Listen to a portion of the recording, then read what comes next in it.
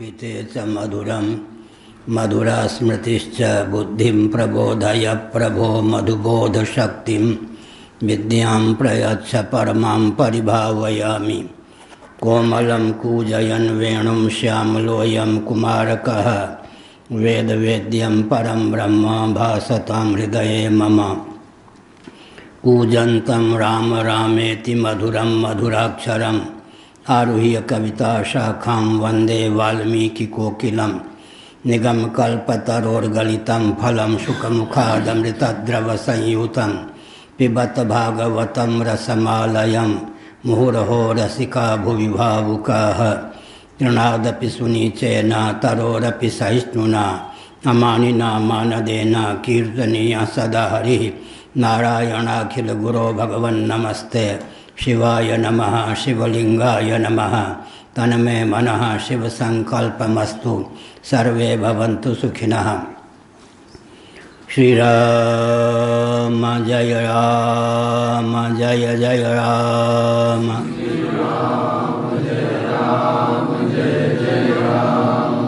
धर्म की अधर्म का प्राणियों में विश्व का गौ माता की गोहत्या भारत सर्वभूत हृदय धर्म सम्राट श्री स्वामी करपात्री जी महाराज की, श्री जगन्नाथ महाप्रभु की, श्री बलभद्र महाप्रभु की, भगवती सुभद्रा देवी की। हर हर महादेव। गोविंद जय जय गोपाल जय जय। गोविंद जय जय गोपाल जय जय। राधा रमण हरि गोविंद जय जय। राधा रमण हरि गोविंद जय जय। श्री कृष्ण गोविंद हरे मुरारे।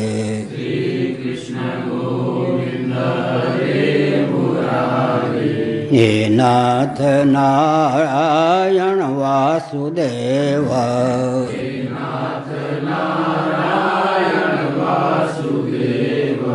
गोविंद जय जय गोपाल जय जय। गोविंद जय जय गोपाल जय जय। राधा रमण हरि गोविंद जय जय।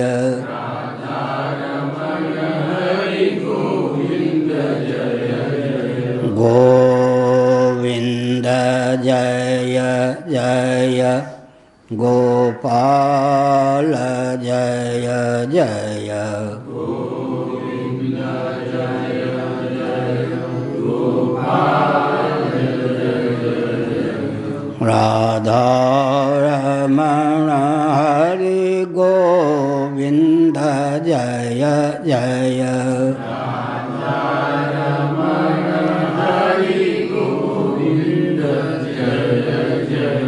श्री वृंदावन विहारी लाल की जय। नमो महाद्भ्यः शंभो शिव शिव शिव शिव शिव शिव नारायण नारायण नारायण।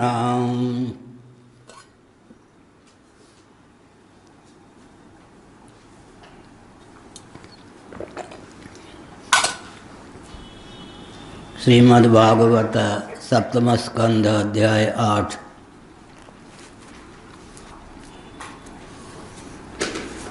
श्लोक 3, 4, 5, 6, 7। श्रुत्वा तदप्रियं दैत्यो दुस्सहं तनयानयं कोपावेशचलद्गात्रः पुत्रं हन्तुं मनोदधे। क्षिप्त्वा परुषया वाचा प्रहरादमतदर्हणम् आहेक्षमाणः पापेन तिरश्चीनेन चाक्षुषा। प्रश्रयावनतं दान्तं बद्धाञ्जलिमवस्थितं सर्पः पदाहत इव श्वसन् प्रकृतिदारुणः। हे दुर्विनीतं मंदात्मन कुलभेदकराधम स्तब्धं मत्शासनोद्धूतं निषेत्वाद्ययमक्षयं क्रुद्धस्य यस्य कंपन्ते त्रयो लोकाः महे सहेश्वराः तस्य मे भीतवन्मूढः शासनं किं बलोत्यगाः। नारायण।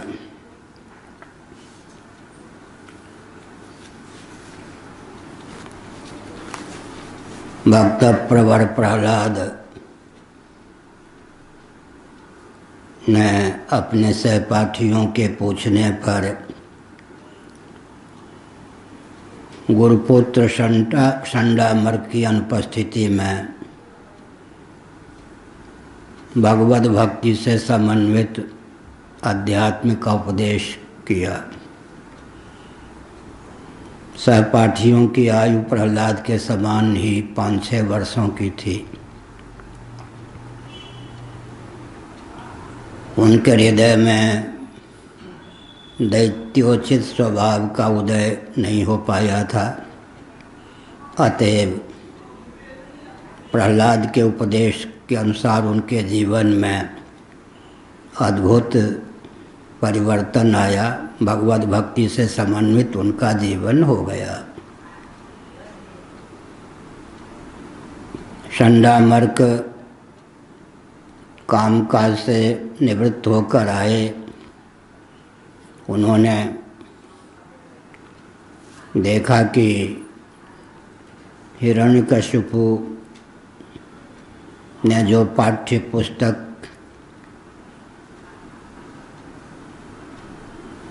को क्रियान्वित किया है उसमें ईश्वर धर्म का कोई उल्लेख नहीं है।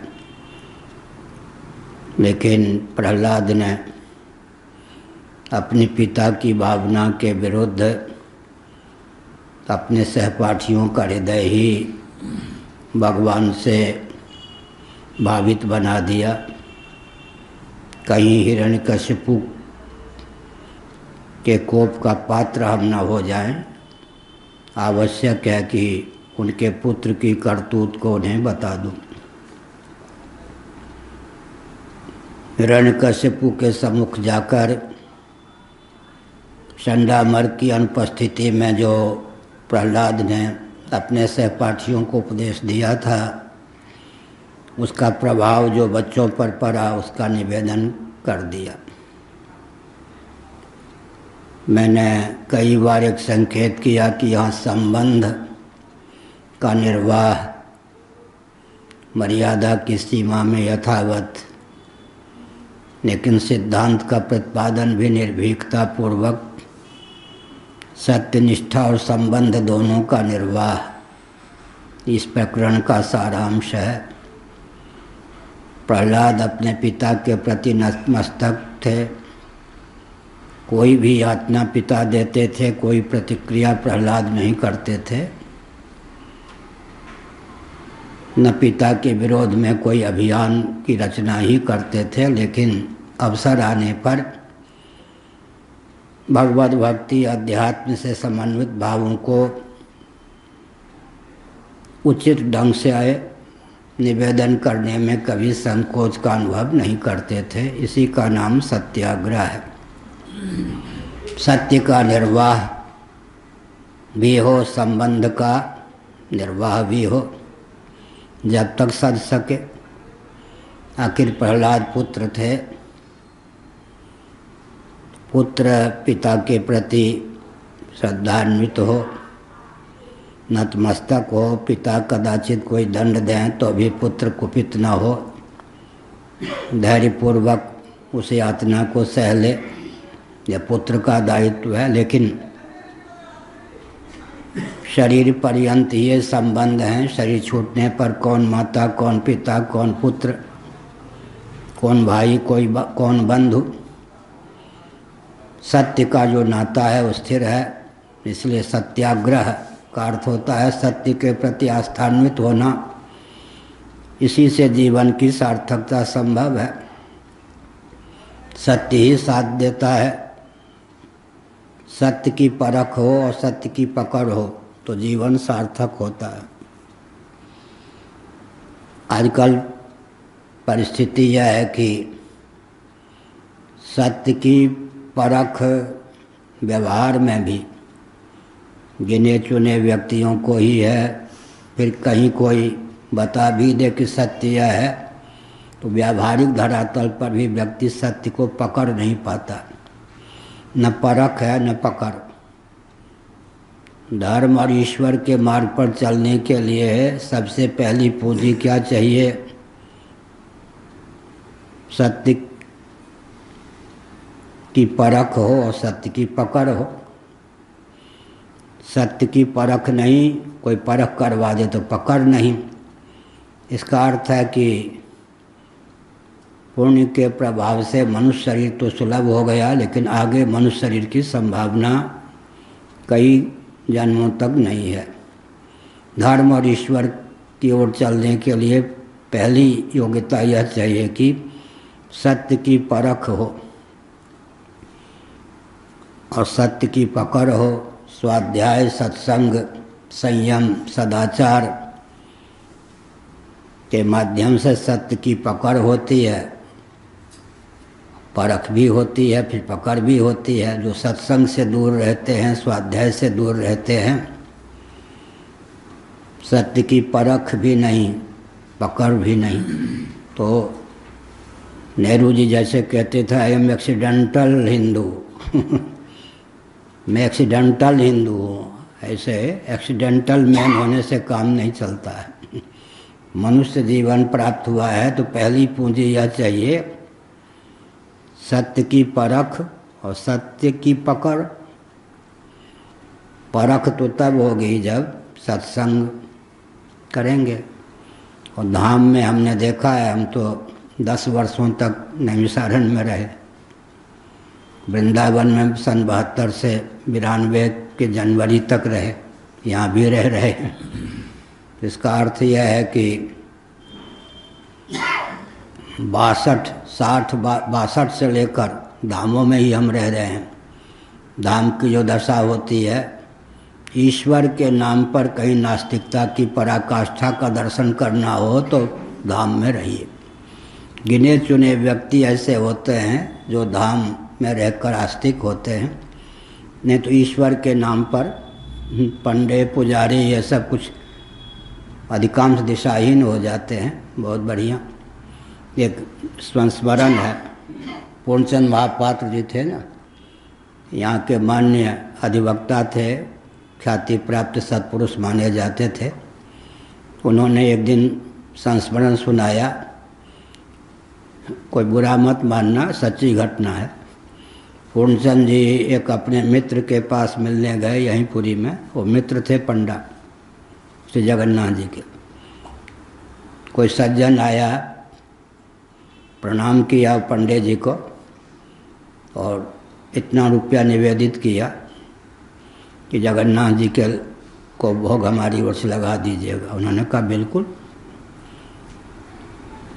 वो सज्जन रुपया दे के उनके घर के बाहर भी नहीं हुए होंगे कि पंडा जी ने अपने बेटे को बुलाया, इतने रुपए की मछली, इतने रुपए के ये मंगा लो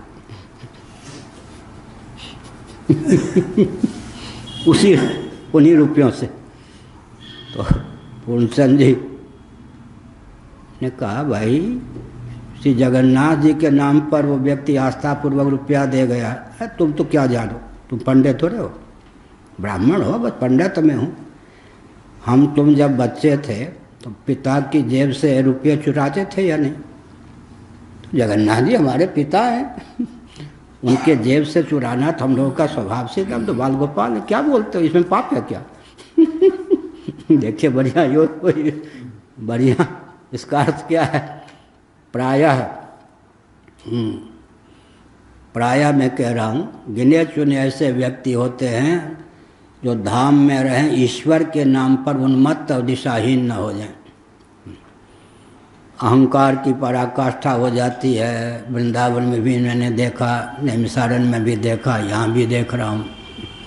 भगवान के नाते, भगवान के नाम पर अहंकार की पराकाष्ठा भोग लिप्सा की पराकाष्ठा हो जाती। इसलिए भगवान भी कहीं मारक न बन जाएं, भगवान के नाम पर भी हमारी अधोगति न हो जाए, इसका ध्यान रखना चाहिए।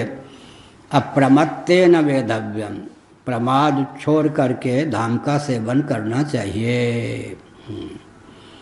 तो हमने एक संकेत किया। क्या संकेत किया? यहाँ पर प्रहलाद संबंध का निर्वाह भी दक्षतापूर्वक कर रहे हैं। घटना बहुत पुरानी है लेकिन कथा की दृष्टि से, और सिद्धांत का अवसर आने पर डट के प्रतिपादन भी करते हैं।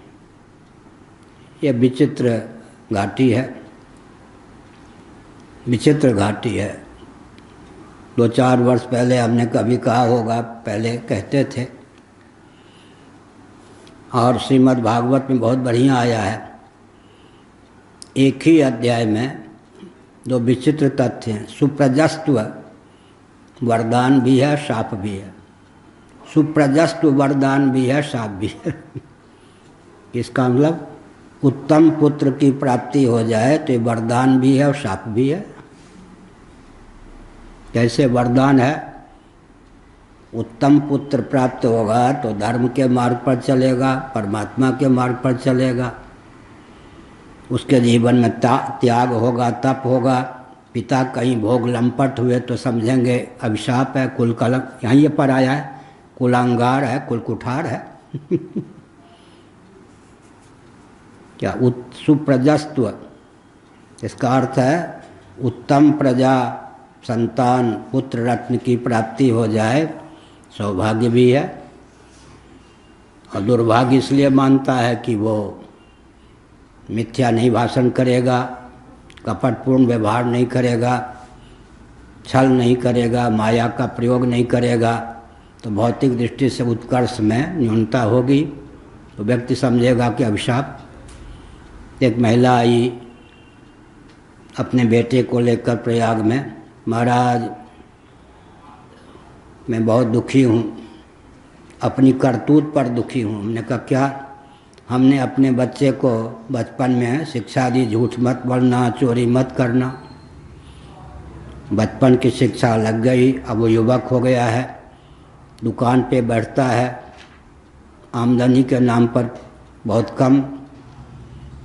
अब मैं पछताती हूँ कि मैंने ऐसी शिक्षा क्यों दी। और वो क्या कहता है, तुमने मुझे ऐसी शिक्षा दी, अब तो शिक्षा अंदर चली गई है, मैं छोड़ नहीं सकता। अब मैं पछताती हूँ कि बेईमानी की शिक्षा क्यों न दी। लो मातृप्रसाद जी, उस माता ने कहा बेईमानी की शिक्षा क्यों नहीं दी। बैठिए। पंजाब में भी ऐसी घटना घटी। एक महिला आई, महाराज आधुनिक व्यापार में जो बेईमानी नहीं करेगा सफल नहीं होगा। मैंने इस बच्चे को ऐसी शिक्षा दी, अब मैं कहती हूँ कि तुम देश काल परिस्थिति के अनुसार कुछ बेईमानी करो। कहता मेरे बस की बात नहीं, अब मैं क्या करूँ? मैंने जो नीति अध्यात्म की शिक्षा दी वो मेरे लिए, परिवार के लिए अभिशाप। अब बताओ, बड़ी विकट समस्या। इसका अर्थ क्या है?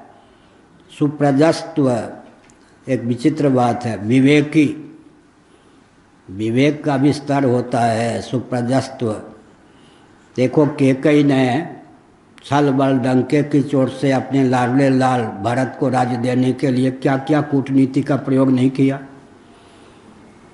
अगर भरत आधुनिक पुत्र होते तो कहते वाह, माता हो तो ऐसी हो, माता हो तो ऐसी हो। राम जी को वन में भेजकर हमारे लिए निष्कंटक 14 वर्षों के लिए राज्य, 12 वर्ष में ही स्वामित्व प्राप्त हो जाता है, 14 वर्ष में तो फिर राम जी को फटकने नहीं दूंगा।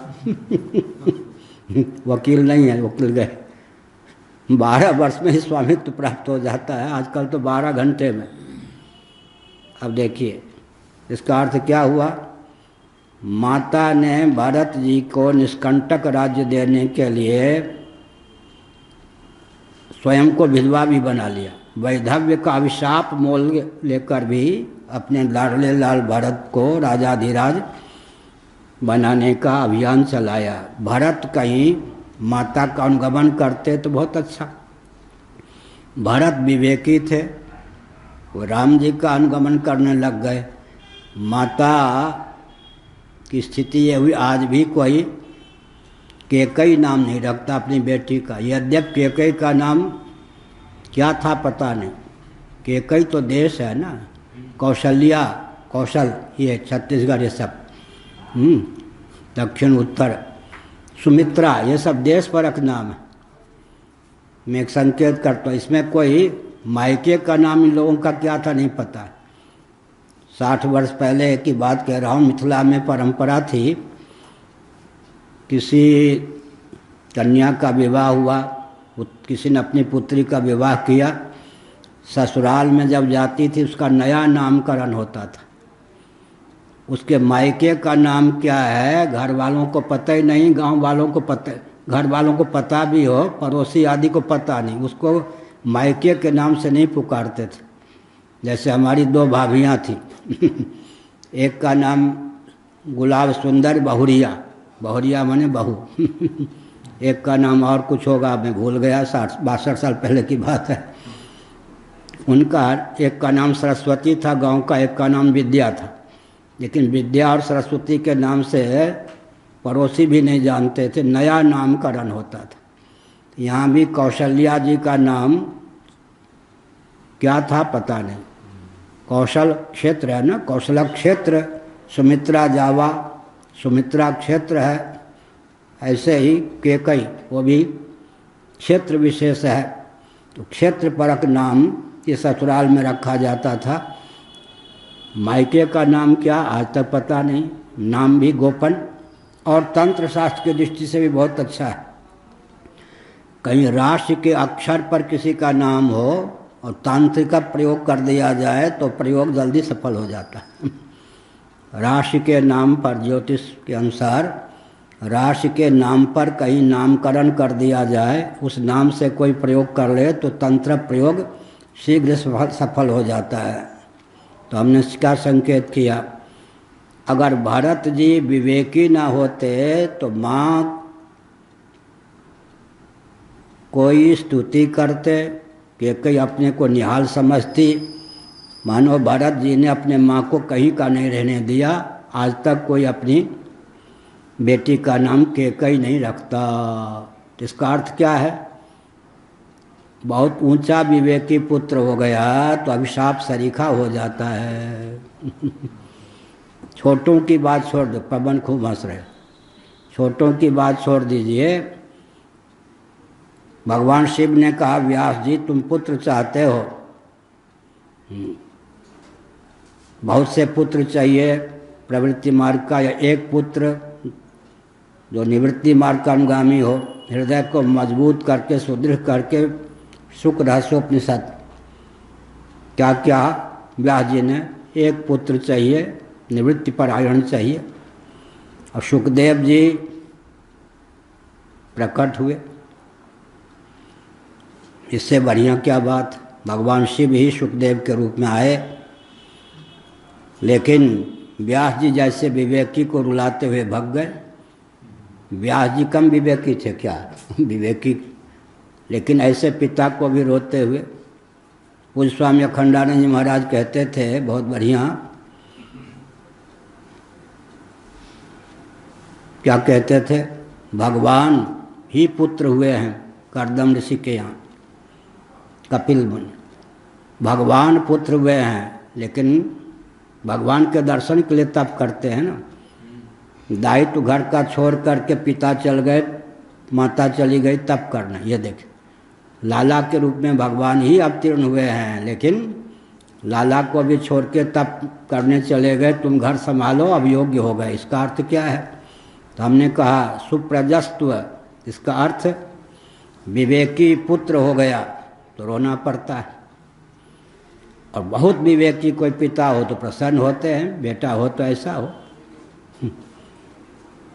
एक व्यक्ति घर छोड़ता है, विवेकी व्यक्ति लाडला प्यारा, पूरा घर बर्बाद हो जाता है।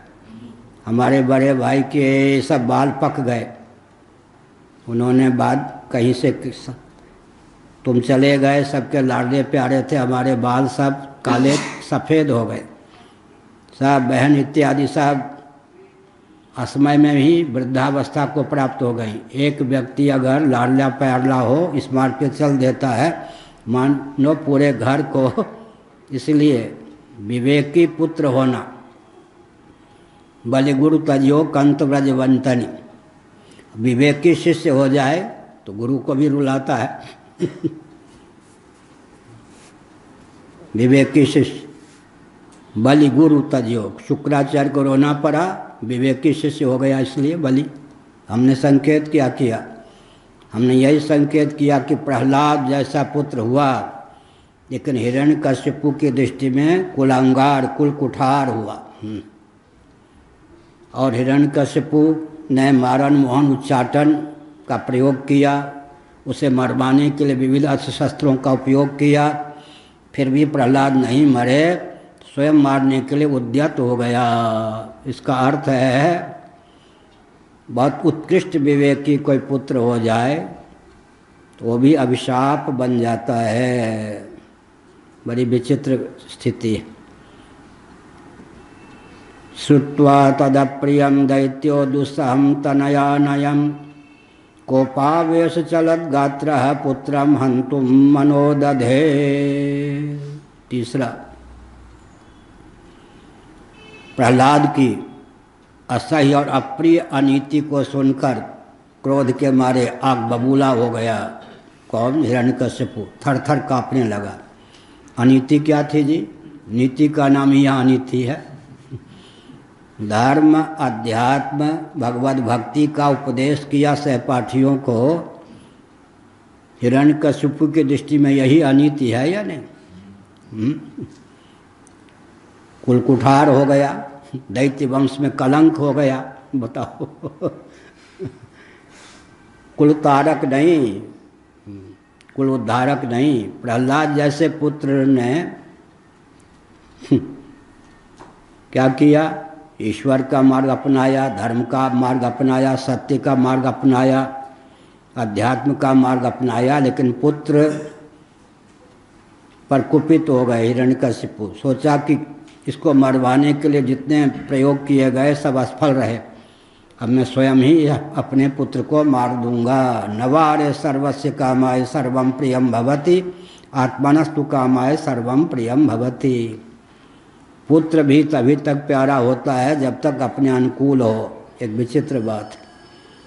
प्रहलाद प्रतिकूल तो नहीं थे, संबंध का निर्वाह करने में दक्ष थे, विनम्र थे, तथापि भगवत भक्ति का मार्ग छोड़कर आसुरी वृत्ति का आलंबन लें कभी संभव नहीं।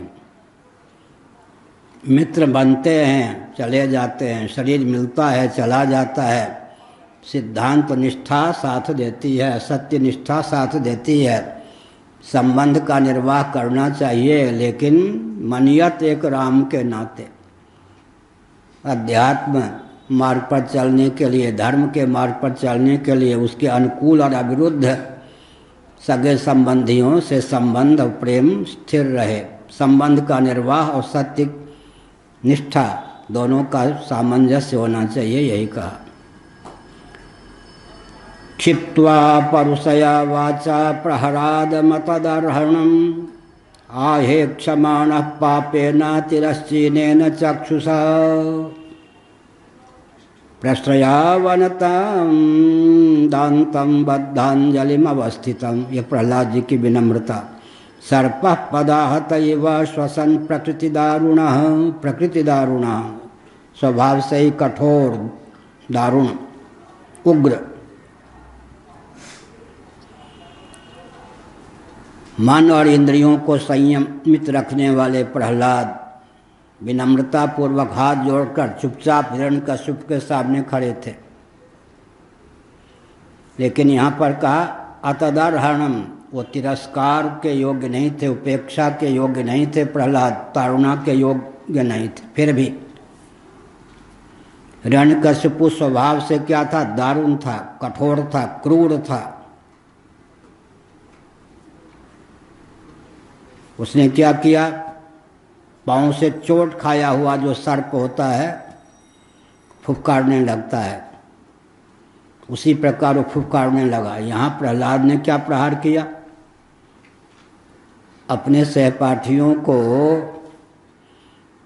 खेलने से मना करके गुरु जी की अनुपस्थिति में भगवत भक्ति का, अध्यात्म का उपदेश कर दिया। यही प्रहलाद का अपराध था, यही ना। कल की बात पर ध्यान दीजिए। बहुत विकट परिस्थिति है यह। क्या विकट परिस्थिति है? ऊधो कर्मन की गति न्यारी। ये हिरण्यकशिपु कौन है? इनके छोटे भाई हिरण्याक्ष कौन थे? ये कभी भगवान विष्णु के पार्षद रहे थे या नहीं? जय विजय के रूप में वैकुंठ में भगवान के पार्षद द्वारपाल होने का सौभाग्य वैसे मिला होगा क्या? यहाँ तो किसी को राज्यपाल भवन में, राष्ट्रपति भवन में 2 दिन रहने को मिल जाए तो भाग्य मानता है।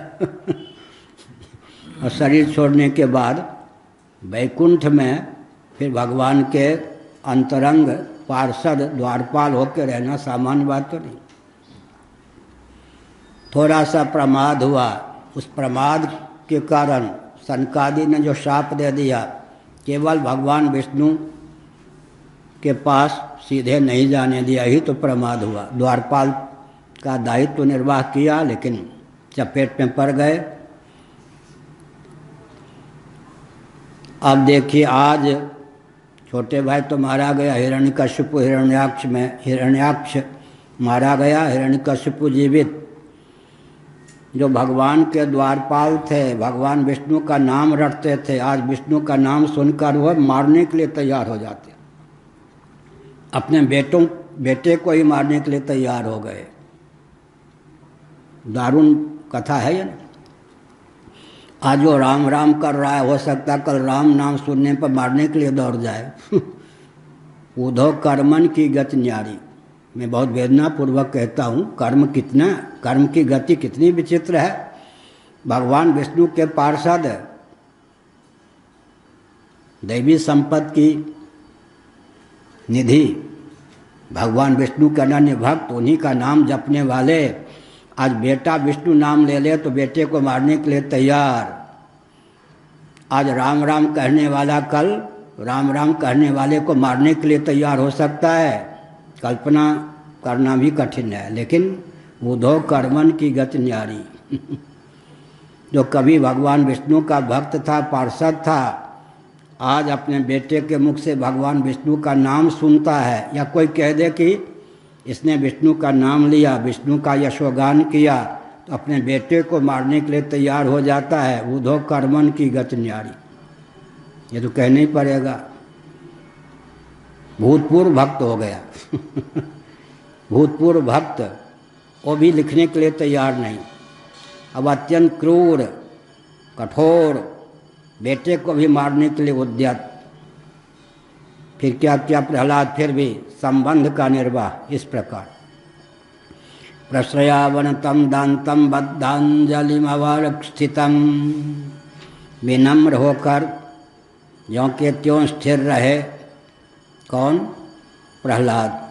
सर्पः पदाहत इव श्वसन प्रकृति दारुणः। स्वभाव से निष्ठुर, कठोर, टेढ़ी आंख से प्रहलाद को देखने लगा। हिरण्यकश्यपु डांटने लगा, हे दुर्विनीत। लो, विनीत को कह रहा है दुर्विनीत। प्रहलाद नतमस्तक होकर हाथ जोड़कर खड़े हैं, लेकिन कह रहा है, ए दुर्विनीत, विनय नाम की, शील नाम की कोई चीज़ तुम्हारे पास नहीं है। उच्छृंखल, बताओ। मंदात्मन, मंद बुद्धि संपन्न। बुद्धि की पराकाष्ठा होती है ना अध्यात्म निष्ठ व्यक्तियों में। प्राय लोग समझते हैं ये धार्मिक व्यक्ति है, आध्यात्मिक व्यक्ति है, भगवान का भक्त है तो बुद्धू होगा। यही समझते हैं अभी, बुद्धू होगा। जिसको लोक परलोक के वैभव आकृष्ट न करें, वो भगवान का भजन करता है, भगवत भक्त होता है। बुद्धि की पराकाष्ठा, ऐसा बुद्धिमताम बुद्धि मनीषा च मनीषिणाम, भागवत।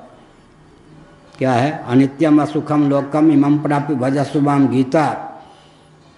अनित्य प्रपंच जहाँ तक है नश्वर चतुर्दश भुवनात्मक ब्रह्मांड में किसी लोक का वर्ण न करके, किसी पद का वर्ण न करके कमनीय वर्णीय भर्गोदेव सगुण निर्गुण उभयविद भगवत तत्व की ही जो आराधना करता है उसकी बुद्धि चरम सीमा की है या नहीं, शुद्धता की पराकाष्ठा।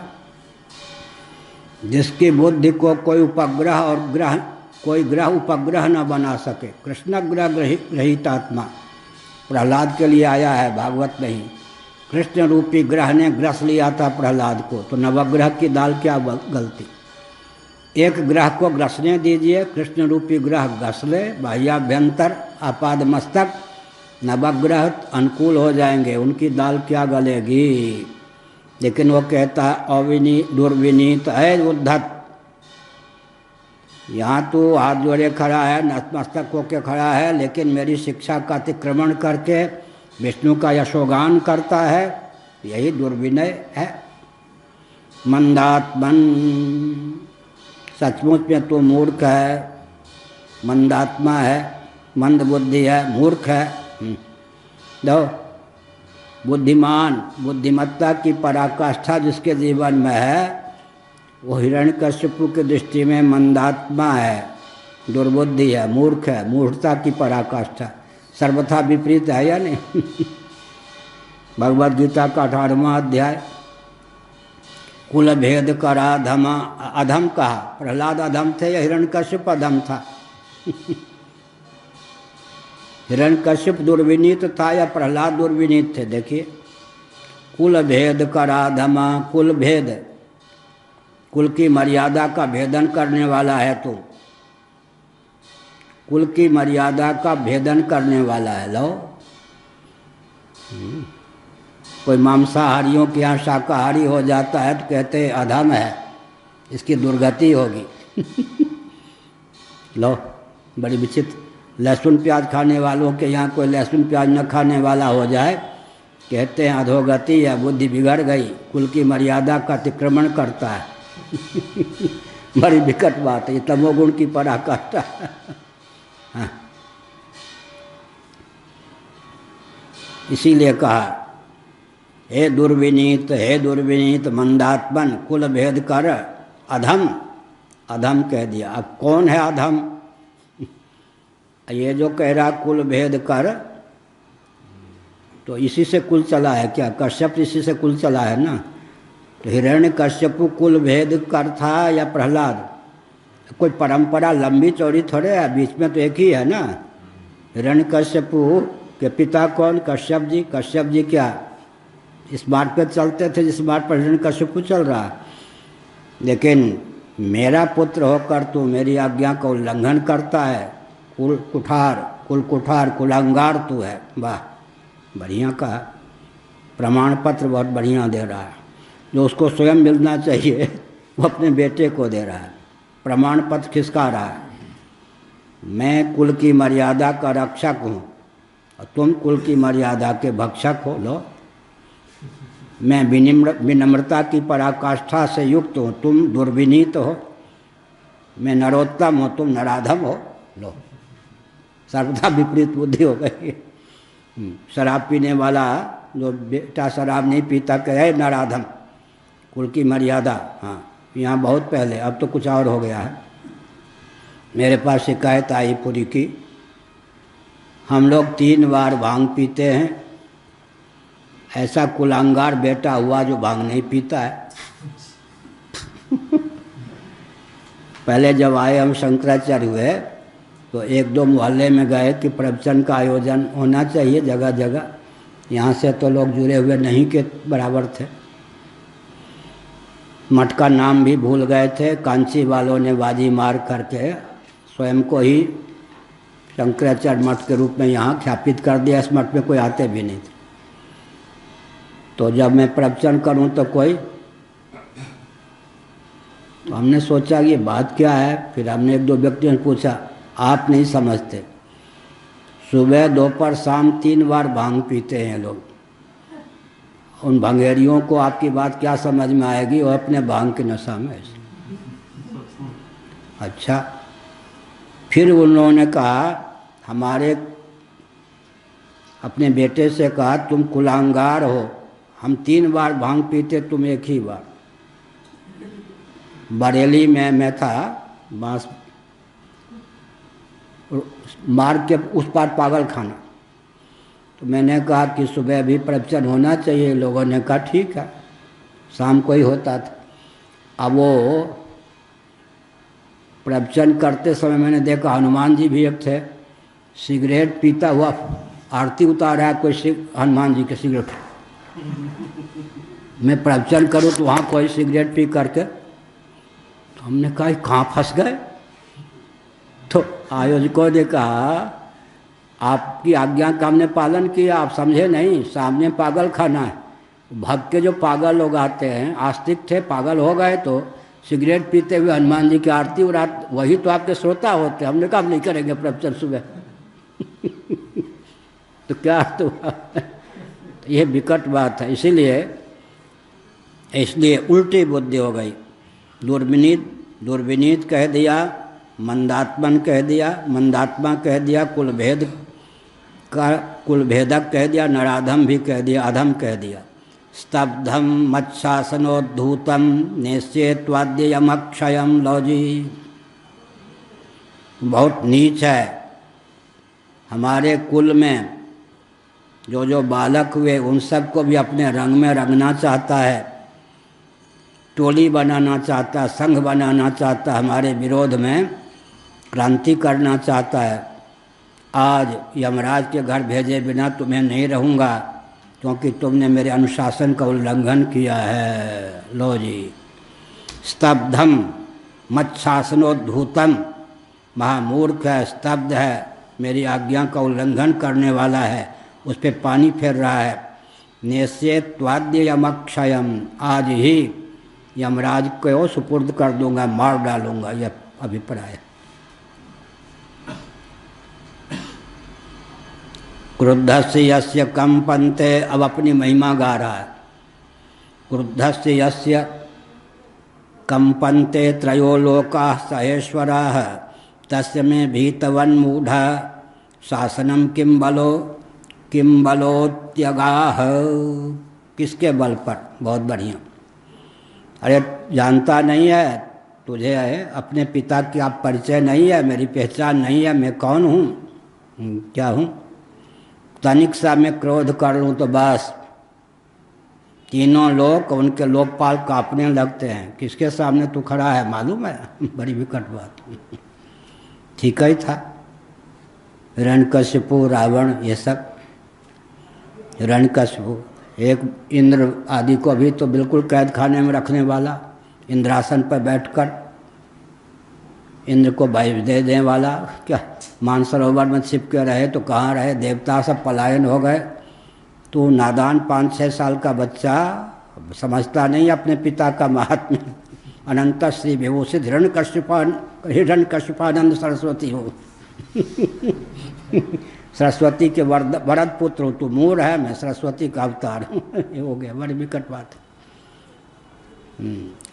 क्रुद्धस्य यस्य कंपन्ते त्रयो लोकाः सहेश्वराः, तीनों लोक ही नहीं, सहेश्वर, ईश्वर माने यहाँ देवता। इंद्रादि देवता भी जिसकी भ्रिकुटी टेढ़ी हो जाए तो कांप उठते हैं। उसको तू नहीं समझता, सामान्य समझता है। तू मेरा पुत्र है और मेरे महात्म्य से अपरिचित है, कष्ट की बात। विष्णु का यशोगान करता है, मेरा यशोगान करना चाहिए। कौन बोल रहा है?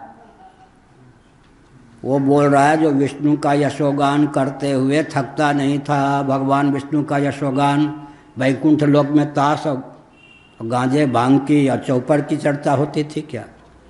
भगवान विष्णु का यशोगान करता था, वो आज कह रहा है कि मेरे शत्रु का यशोगान कर रहा है। अरे राम रे राम, यह कर्म फल, उधो कर्मन की गति न्यारी। क्रुद्धस्य यस्य कंपन्ते त्रयो लोकाः सहेश्वराः, इंद्रादि देवता भी कांपते हैं, मैं तनिक से भिक्षु टेढ़ी कर दूं तो। तस्य में अभीतवत बिल्कुल मूढ़। शासनम किम बलोत्यगाह, किसके बल पर? किम बलोत्यगाह, किसका बल पा करके तू मेरे शासन का उल्लंघन करता है, निडर की तरह मेरी आज्ञा के विरुद्ध काम कर रहा है, ये तो बताओ। लो जी, इसका अर्थ क्या हुआ? एक भगवत भक्त ही आतंकवादियों के आतंक पर पानी फेरने में पर्याप्त। एक भगवत भक्त, घर से चुनौती मिलती है। जितने आतंकवादी अराजक तत्व होते हैं वो घर से ही चुनौती मिलती तभी वो ठिकाने भी होते हैं, घर से चुनौती मिलती है।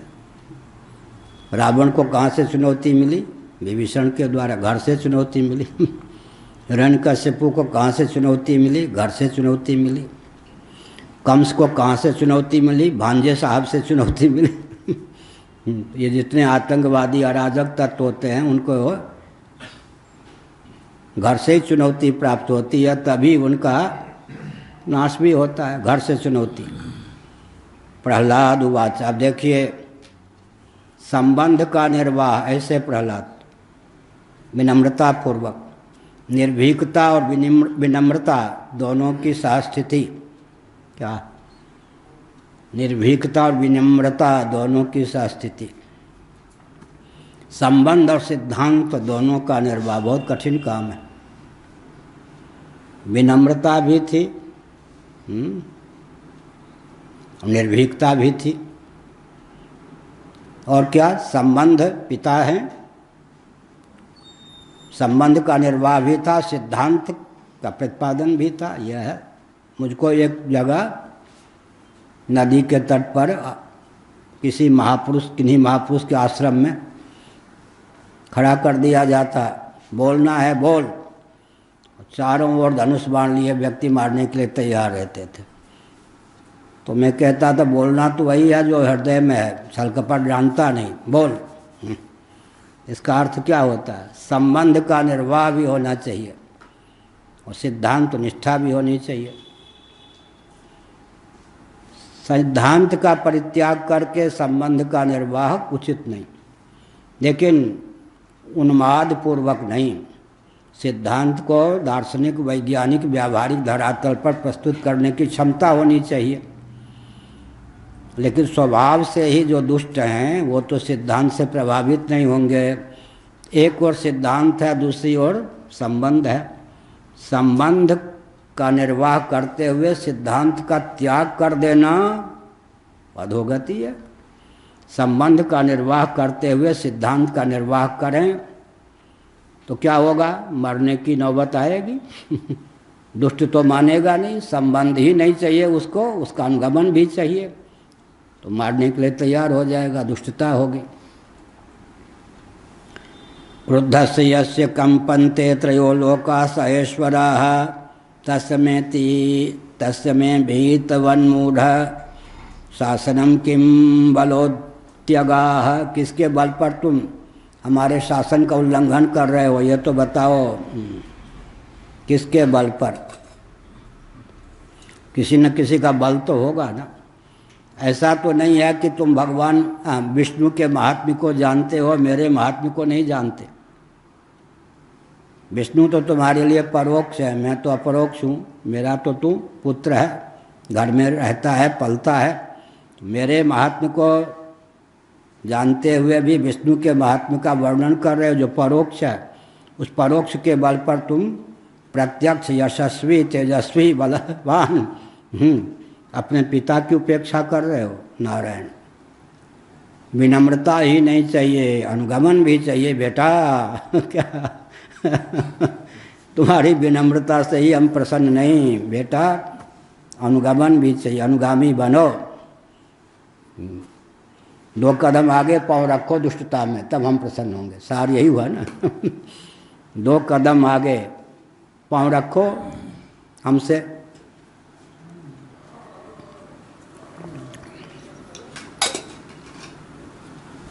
हमसे 2 कदम पाँव आगे रखो तो हम प्रसन्न होंगे। प्रहलाद उवाच, प्रहलाद ने कहा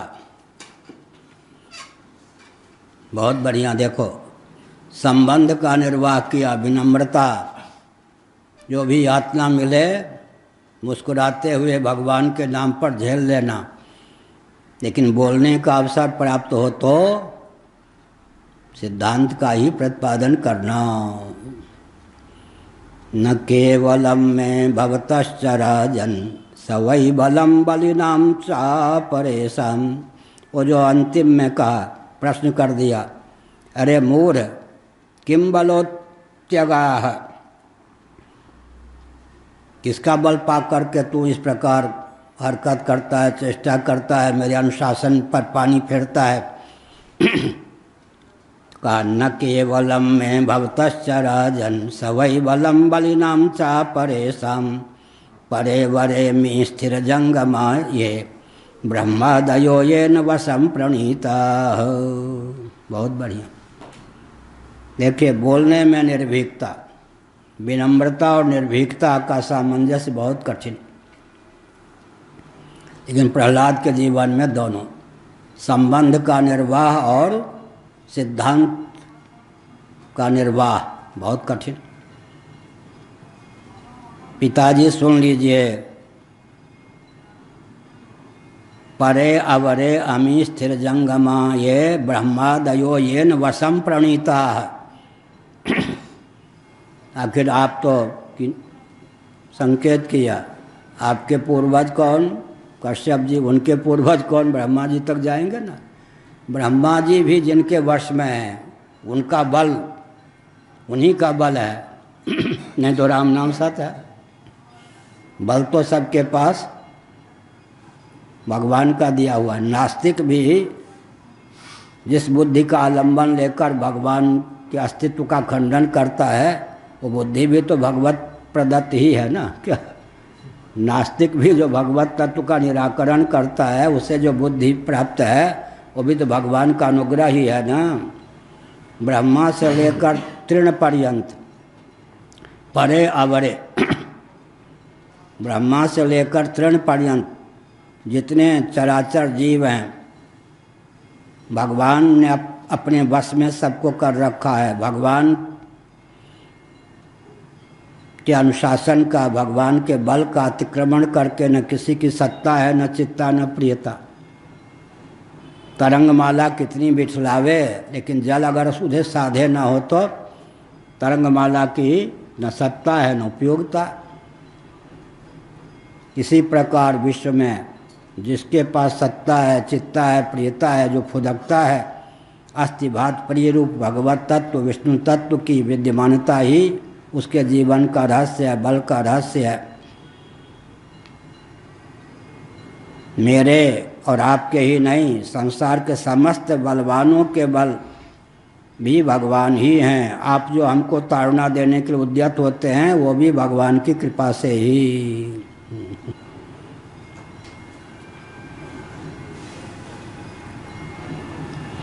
हाँ, समय हो रहा। हमने एक संकेत किया, बलम बलवताम च हम काम राग विवर्जितम और काम राग बलान्वितम। गीता में दोनों के संतुलन कीजिए, काम राग बलान्वित और काम राग विवर्जित। भौतिकवादी क्या समझते हैं? काम राग से समन्वित बल ही बल है। काम राग बलान्वित आसुरी संपत्ति, असुर कोटि के जो व्यक्ति होते हैं, अनात्म वस्तुओं में रमण करने वाले, काम राग बलान्वित होते हैं। बलम बलवताम च हम काम राग विवर्जितम। कामना और राग से जो रहित व्यक्ति है, उसे भौतिकवादी दुर्बल मानते हैं या प्रबल? बुद्धू मानते हैं, दुर्बल मानते हैं। क्या काम और राग से रहित अप्राप्त वस्तु की इच्छा का नाम है काम, प्राप्त वस्तु की वृद्धि और उसकी सुरक्षा की भावना का नाम है राग। दोनों शब्द एक साथ प्रयुक्त हैं इसलिए, नहीं तो जो अर्थ काम का होता है वही राग का अर्थ होता है। काम राग बलान्वित, काम राग बलान्वित व्यक्ति अपने आप को बहुत बलवान समझता है, काम और राग का बल, और काम राग विवर्जित व्यक्ति को दुर्बल मानता है। लेकिन जिसके जीवन में काम नहीं होगा, राग नहीं होगा, वो प्रबल होगा या नहीं? काम और राग बल के प्रतिबंधक हैं या अभिव्यंजक संस्थान? प्रतिबंधक है। तो जिसके जीवन में कामना नहीं, राग नहीं, उदाहरण है गाढ़ी नींद में न काम की पहुँच है, न राग की पहुँच है, न हम की पहुँच है, तो मृत्यु के भय की पहुँच है गाढ़ी नींद में। सर्दी गर्मी भूख प्यास किसी द्वंद्व की पहुँच है गाढ़ी नींद में। काम क्रोध आदि मनोविकारों में किसी मनोविकार की पहुँच है गाढ़ी नींद में। न दुख की पहुँच है, न द्वंद्व की पहुँच है, न मृत्यु के भय की पहुँच है गाढ़ी नींद में। ये स्थिति क्यों हुई? काम और राग सुप्त हो गया। काम और राग के सुप्त होते ही अहम के, जब तक अहम फुदकता है तभी तक काम राग है। अहम शांत हो गया तो काम राग की गति नहीं। दुख भी कब तक है? जब तक अहंकार है। गाढ़ी नींद में अहम सो गया। नायम जनों में सुख दुख हेतु न देवतात्मा ग्रह कर्म काला मन परम कारण मां मनंती संसार चक्रम परिवर्तयेद्यत्। मेरे सुख दुख में अपने मन को समझाया भिक्षु ब्राह्मण ने, तितिक्षु ब्राह्मण ने। नायम जनों में सुख दुख हेतु, ये जन अमुक व्यक्ति के कारण मैं दुखी हूँ, अमुक ने मुझे कष्ट दिया। अवान्तर हेतु कोई दुख देने में हो सकता है व्यक्ति, वस्तु स्थिति यह है कि दुख देने में अपना मन ही हेतु है। अवान्तर हेतु कोई हो सकता है। नायम जनों में सुख दुख हेतु, सुख दुख भी न देवतात्मा, देवता भी नहीं, आत्मा भी नहीं, ग्रह कर्म काल भी नहीं। जो विचारशील मनुष्य होते हैं, मन परम कारण मां मनंती संसार चक्रम परिवर्तयेद्यत्। संसार चक्र का उज्जीवित रखने वाला जो मन है वही सुख दुख में कारण है। हम गाढ़ी नींद में होते हैं, दुख देने वाले व्यक्ति अपने स्थान पर, ग्रह कर्म देवता अपने स्थान पर विद्यमान रहते हैं। आत्म तत्व का भी नाश नहीं होता है, लेकिन दुख देने में कोई समर्थ नहीं होता। द्वंद्व की हम तक पहुँच नहीं होती। अंत में एक व्यक्ति ने बड़ा उपद्रव किया। हम शंकराचार्य पद पर नहीं थे, वामदेव जी महाराज ने हमको भेज दिया अलीगढ़ में जिला में, कहीं किसी कार्यक्रम में वो नहीं जा सके, स्वामी वामदेव जी महाराज। उधर के व्यक्ति बड़े विचित्र, एक विचित्र ढंग का व्यक्ति बोलने लगा। बहुत ही यातना का प्रयास किया उसने देने का, वहाँ जाके पछताए भी। तो कहा स्वामी जी आपके दुख में कारण आपका मन ही है। हमने कहा अच्छा उपदेश दिया। ना हम जनों में सुख दुख हेतु, कोई जानबूझकर किसी को उपदेश दे, दुख दे और बाद में कहे आप ही ने तो कहा है ना ही हम जनों में सुख दुख हेतु, हमको दुख में हेतु मत मानिए। हमने कहा हमारा दोस्त तो है ही, अगर यहाँ ना आया होता तुमसे पाला कैसे पड़ता। यहाँ ना आया हो जाता। वस्तु स्थिति है, इसलिए हमने संकेत किया कि भक्त प्रवर प्रहलाद, तो यही है। जितने आतंक के घर हैं, वहाँ आतंक के घर जितने होते हैं, वहाँ पर आतंकियों के कुल में, घर में ही कोई न कोई सज्जन प्रकट होता है। तभी स्वस्थ क्रांति का मार्ग प्रशस्त होता है। कंस के यहाँ कौन हो गए? भांजे साहब ही चुनौती देने के लिए तैयार हो गए। वहाँ विभीषण, और यहाँ कौन हो गए? बेटा प्रहलाद ही। इसलिए बहुत बढ़िया। और एक विचित्र बात है, मैं कभी कभी कहा करता हूँ, अपना मित्र ढूंढना हो काम बनाने वाला तो दुश्मन के खेमे में ढूंढिए। दुश्मन के, शत्रु के खेमे में अपना मित्र मिलेंगे। अपने पास जो हैं वो तो हैं ही। उद्धव और अक्रूर ना होते कंस के दरबार में तो कंस के विध्वंस का मार्ग सुगम नहीं था। भगवान श्री कृष्ण ने किसका उपयोग किया? उद्धव जी का उपयोग किया, अक्रूर जी का। जितने दुष्ट होते हैं, अकबर के यहाँ बीरबल थे या नहीं, ऐसे ही औरंगजेब आदि के यहाँ भी। अकबर वैसे अच्छे माने गए, लेकिन मैंने संकेत किया जितने अराजक तत्व होते हैं उनके यहाँ कोई न कोई सज्जन होता है जिसके बल पर वो फुदकते हैं।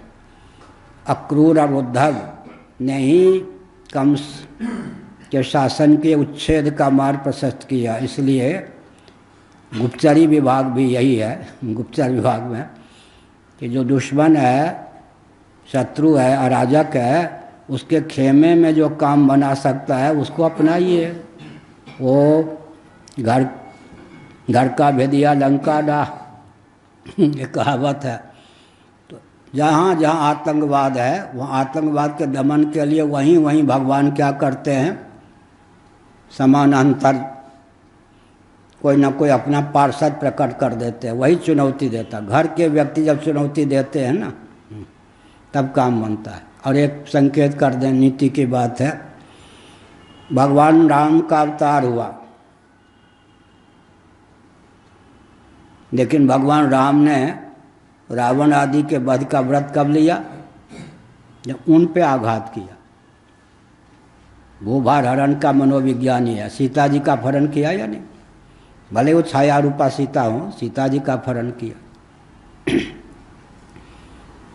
इसका अर्थ क्या है? भगवान को कोई छेड़ता है, भगवान भी अवतार लेते हैं, तब तक मानो मौन होकर केवल देखते रहते हैं। जब उनको कोई छेड़ता है तब वो फिर फुफकारते हैं। ऐसे ही हमने संकेत किया, भगवान श्री कृष्ण के माता पिता को यातना दी जब कंस ने, तब उसके मरने का बानक तैयार हुआ। इसका अर्थ यही हुआ। इसका अर्थ यह है, हिरण्यकश्यप के सामने उसके पुत्र खड़े हो गए। तो आतंकवाद के उन्मूलन का यह मनोविज्ञान है। जहाँ जहाँ आतंकवादियों के घर हैं, एक विचित्र तथ्य है, ये सब अराजक तत्व बने रहें, लेकिन शुक्राचार्य की नीति ना हो तो चारखाने चित्त हो जाए। दैवी संपत्ति वाले व्यक्ति के हाथ में ही नेतृत्व रहता है। शुक्राचार्य से विहीन असुर ये सब 2 दिन भी सुरक्षित नहीं रह सकते। उधर बृहस्पति जी चाहिए तो इधर शुक्राचार्य चाहिए। दोनों श्रोत्रिय हैं, ब्राह्मण हैं, ब्रह्मनिष्ठ हैं। क्या दुष्टों को भी संतुलित और मर्यादित रखने वाले कौन होते हैं? सज्जनों में प्रमाद न पल जाए, इसलिए दुष्टों का बहुत बड़ा उपयोग है मातृप्रसाद, है या नहीं? परित्राणाय साधूनाम विनाशाय च दुष्कृताम। दुष्ट ना हो तो भगवान के अवतार का बानक ही न बने। दूसरी बात है, दुष्टों की बहुत उपयोगिता है। क्या उपयोगिता है? हम कितने पानी में हैं इसका आकलन तो प्रतिकूल परिस्थिति में होता है या नहीं? हम कितने पानी में, हर समय कोई हाथ जोड़े रहे, माला पहनावे, तब कौन क्रोधित करेगा? क्रोधी होगा। अगर होगा तो लोग कहेंगे बेकार का आदमी है। हाँ, कोई चिढ़ावे फिर भी क्रोध ना हो तब। इसीलिए हमने संकेत किया, एक व्यक्ति के जीवन में जितनी दिव्यता होती है प्रतिकूल परिस्थिति में ही तो उसकी अभिव्यक्ति होती है। राम जी को वनवास न प्राप्त होता तो भरत जी में राम जी के लिए जननी जनक बंद सुत दारा तन धन लगा।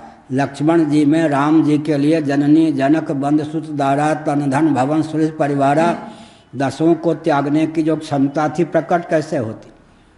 और भरत जी के हृदय में जो राम भक्ति थी उसकी अभिव्यक्ति कैसे होती? इसलिए हमने संकेत किया कि प्रतिकूल परिस्थिति में आत्मनिरीक्षण का भी अवसर होता है कि हम कितने पानी में हैं। प्रतिकूलता भी क्या है?